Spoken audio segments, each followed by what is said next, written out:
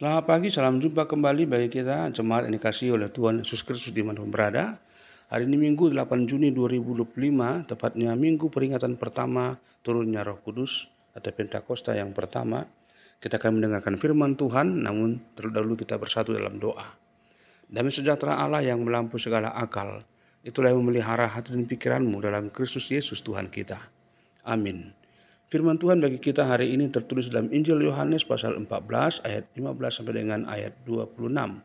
Namun saya akan membacakan dari ayat 15, 16, 25 dan 26. Jikalau kamu mengasihi aku, kamu akan menuruti perintah-perintahku.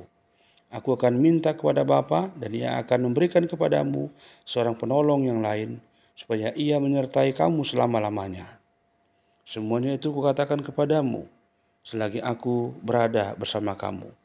Namun penolong, yaitu Roh Kudus yang akan diutus oleh Bapa dalam namaku, dialah yang akan mengajarkan segala sesuatu kepadamu dan mengingatkan kamu akan semua yang telah kukatakan kepadamu. Demikian firman Tuhan. Jemaat yang dikasihi oleh Tuhan Yesus Kristus, melalui nas ini Yesus menegaskan bahwa kasih kepadanya harus diwujudkan melalui ketaatan kepada perintahnya. Namun Yesus tahu bahwa ketaatan itu tidak mungkin dijalankan hanya dengan mengandalkan kekuatan manusia. Karena itulah Ia berjanji akan mengirimkan penolong yang lain, yaitu Roh Kudus yang akan menyertai orang percaya untuk selama-lamanya. Ini menunjukkan bahwa peran Roh Kudus adalah vital dalam menolong kita hidup sesuai dengan kehendak Allah. Roh Kudus adalah penolong dan penghibur yang tidak hanya hadir sebagai kuasa yang memampukan, tetapi juga sebagai pribadi ilahi yang tinggal bersama dari dalam orang percaya. Dalam ayat 17, Yesus menyebut Roh Kudus sebagai roh kebenaran yang dunia tidak dapat menerimanya karena tidak mengenalnya. Tetapi bagi orang percaya, Roh Kudus menjadi sahabat yang intim, penuntun yang setia, dan pemberi hikmat dalam menjalankan hidup yang benar di tengah dunia yang penuh dengan tipu daya.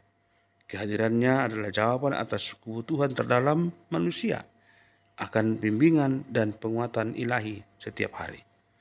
Jemaat Tuhan, lebih daripada itu, Roh Kudus juga berperan dalam mengajarkan segala sesuatu dan mengingatkan kita akan apa yang telah Yesus ajarkan. Ini berarti Roh Kudus bekerja secara aktif dalam hati dan pikiran kita, menolong kita memahami firman Tuhan dan menerapkannya dalam kehidupan nyata.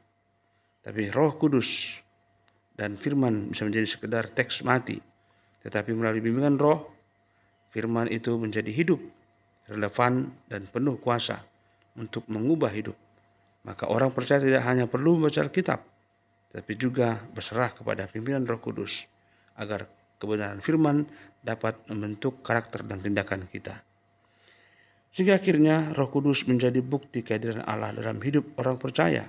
Ketika Yesus naik ke surga, Ia tidak meninggalkan umatnya sendiri sebagai yatim piatu, melainkan mengutus Roh Kudus agar kita tetap memiliki relasi dengan Allah. Roh Kudus bukan hanya memberi kekuatan dalam pelayanan, tetapi juga membawa damai sejahtera yang tidak tergantung pada keadaan. Dalam dunia yang penuh kekhawatiran, Roh Kudus adalah sumber ketenangan, pengharapan, dan sukacita sejati. Marilah kita membuka hati setiap hari untuk dipimpin oleh Roh Kudus, agar hidup kita mencerminkan kasih dan kebenaran Kristus. Amin. Terima kasih Tuhan karena Engkau telah mencurahkan Roh Kudus-Mu kepada kami, agar kami dimampukan untuk hidup dalam kasih dan kesetiaan menaati akan firman-Mu. Dan tolonglah kami senantiasa untuk hidup sesuai dengan apa yang Engkau kehendaki. Dalam Kristus kami selalu berdoa, bersyukur hanya kepadamu. Amin. Selamat beribadah pada hari Minggu ini. Tuhan Yesus memberkati kita semua. Salam.